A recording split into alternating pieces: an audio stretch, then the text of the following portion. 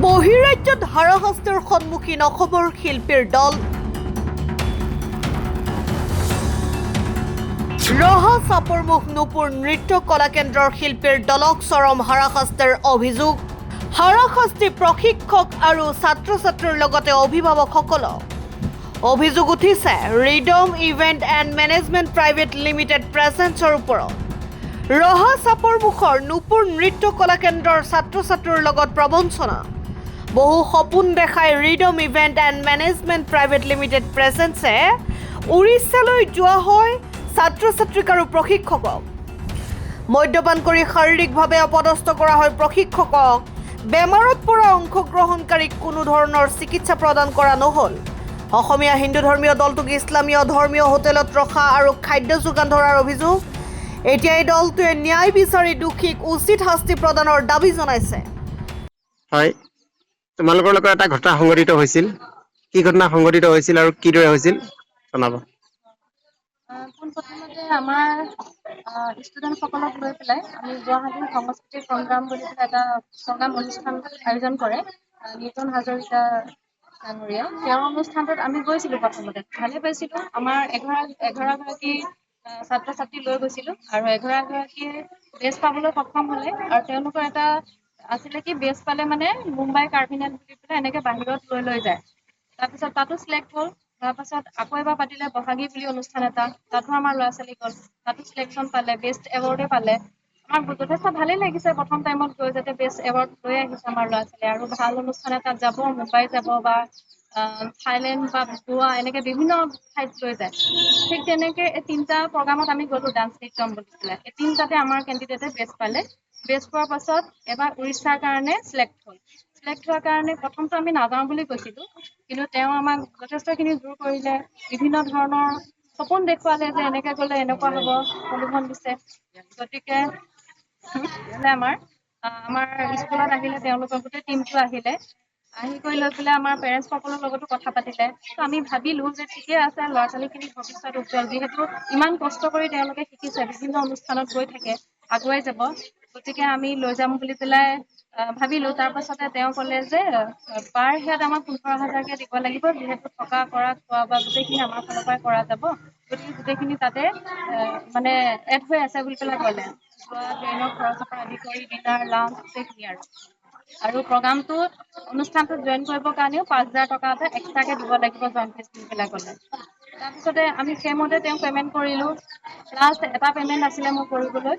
তাৰপিছত তাত গ'লোঁ, গৈ পেলাই আমাক ট্ৰেইনত লৈ যাওঁতেও ধৰ এজন RAC লাগিছে বুলি পেলাই এটা চিটতে আমাৰ দুজনকৈ বহুৱাই লৈ গৈছে। সেই মানুহে যথেষ্ট কষ্ট পাইছে। তাৰপাছত গৈ হোটেলতো আমাক এডজাষ্ট কৰিব দিলে। তথাপি আমি মনে মনে আছোঁ, এডজাষ্টে কৰি আছোঁ। যে নেকি আমাৰ অনুষ্ঠানটো আৰম্ভ হ'ল চাইনিং ষ্টাৰ বুলি পেলাই, তেওঁ তাত যেনেদৰে কৈছিলে যে নেশ্যনেল আৰু ইণ্টাৰনেশ্যনেল লেভেলত ধুনীয়া ট্ৰফি তেওঁলোকক দিয়া যাব ছাত্ৰ ছাত্ৰীসকলক আৰু ভাল ধৰণে চাৰ্টিফিকেট দিয়া যাব।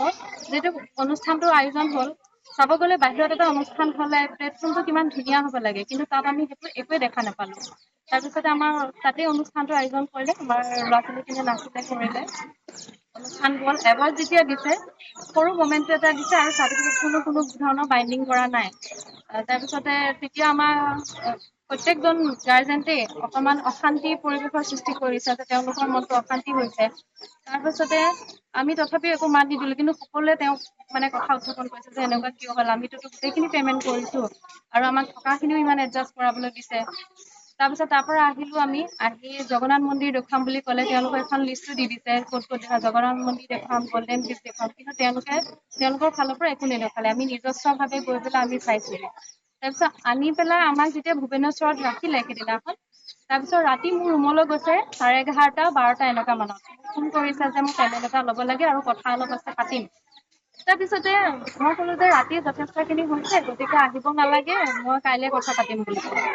তাৰপিছত আৰু তেওঁ গ'ল, জবৰদস্তি গৈছে। লগত তেওঁ চয়নিকা দেৱী বুলি পেলাই এগৰাকী তেওঁ ডিৰেক্টৰ হয় বোলে, তেওঁক লৈ গৈছে।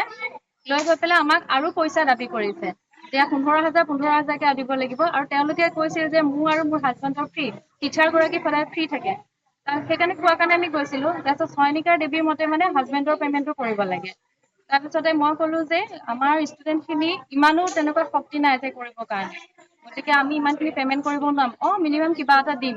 কিন্তু তেওঁলোকে সেইদিনাখনৰ পৰা মোক মানে যিহেতু পে'মেণ্টটো নকৰোঁ বুলি ক'লো, সেইটো কাৰণে মোক অকণমান মানে আক্ৰমণৰ ভাৱ এটা লৈ থাকিলে। তাৰপিছত আহি যিদিনাখন আমি কলিকতা পালোহি, কলিকতা ৰাতি তেওঁলোকে ড্ৰিংকছ কৰি আহিছে, আহি লৈ পেলাই যিটো মোৰ মনত ভাৱ হৈ আছে, মোৰ প্ৰতি আক্ৰমণৰ এটা ভাৱ চলি আছে তেওঁলোকৰ। তাৰপিছতে সকলো আমাৰ টিচাৰ আৰু অভিভাৱকসকলে যেতিয়া সুধিলে যে আমাৰ লগতো এনেকুৱা কৰিছে আপুনি, আৰু য'ত যিখিনি এৰিয়াত ৰাখিছে কলিকতা গোটেইখিনি মুছলিম এৰিয়া হয়, আৰু আমাৰ গোটেই মানুহখিনি হিন্দু মানুহ গৈছিলে, আৰু তাৰপৰা খোৱা বোৱাখিনিও আমাক সেই মুছলিম হোটেলৰ পৰাই খুৱাইছিলে আমি নজনাকে। তাৰপিছত সেই বিষয়ে লৈতো কথা পাতিছিলে, গোটেইখিনিৰ মাজত অকণ হুলস্থুল হৈছে। যেতিয়া মই ক'লো আমাৰ এগৰাকী ছাত্ৰী বহুত অসুস্থ হৈ পৰিছিলে, অসুস্থ হৈ পৰাৰ কাৰণে মই ক'লো যে তেওঁৰ প্ৰতি আপোনালোক দায়িত্বশীল কিয় হোৱা নাছিলে, যে ছোৱালীজনী ইমান অসুস্থ হৈ গৈছে। তেতিয়া সেই চয়নিকা দেৱী তেওঁ আহি পেলাই মোক এটেক কৰে, যে দুদিনৰ কাৰণে আহি পেলাই আমাৰ মাজত আৰু বহুত ধৰণৰ অশালীন ব্যৱহাৰ কৰিছিলে, সেইকেইটা মই এতিয়া ক'ব নোৱাৰিম বাৰু। দুদিনৰ কাৰণে আমাৰ আহি পেলাই এনেকুৱা ধৰণৰ মানে কি কাজিয়া কৰিব আহিছ, এনেকুৱা ধৰণৰ মানে বেয়া ব্যৱহাৰ কৰিছিলে, আৰু মোক ইয়াতে ধাক্কা দি দিছে। তাৰ পাছৰ পৰাই মানে আমাৰ সেইদিনাখন যথেষ্টখিনি অপমানৰ সন্মুখীন হ'লো, হাই কাজিয়া হ'ল মানুহৰ আগত। পিছত ময়ো অলপ বেছিকে মনে মনে থাকি গ'লোগৈ, কাৰণ আমি যিহেতু বাহিৰৰ ঠাইত আছো, বাহিৰৰ ঠাইত থাকিলে যেনে তেনে আহি পেলাই মানুহখিনি লৈ পেলাই মই অসম পাবলৈ বিচাৰিছিলোঁ। ৰহাৰ পৰা সাংবাদিক নৱজ্যোতি ভূঞাৰ ৰিপৰ্ট, অসম টাইম।